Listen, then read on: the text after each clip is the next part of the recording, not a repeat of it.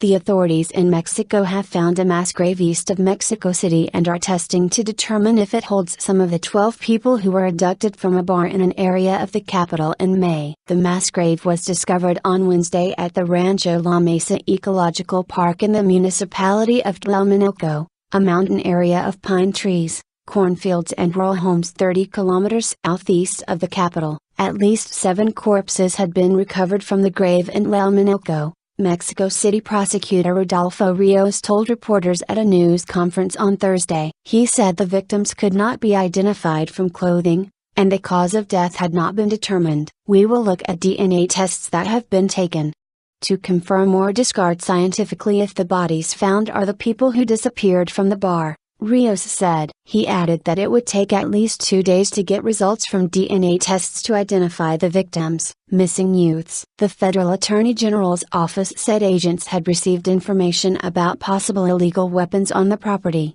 and obtained a search warrant. When they started looking around, they discovered the grave, Renato Sales Heredia, an assistant attorney general, told reporters. We began to dig and found the bodies, a federal police officer said. Police put up a checkpoint on a dirt road surrounded by cornfields more than 1 kilometer from the mass grave to block access. Some relatives of victims were there with an attorney, but the families refused to speak to reporters. The kidnapped, aged 16 to 34, were taken from a downtown bar in broad daylight on a Sunday morning 3 months ago in a case that raised concerns about security in Mexico City, challenging the perception that it is relatively immune from the country's drug cartel violence. Al Jazeera's Adam Rainey, reporting from Mexico City, said it is a high-profile case in a capital that has long been seen as an oasis of safety during these several years of intense, gruesome, and grisly violence across the country. Most of those abducted come from Tepito, and 2 of them,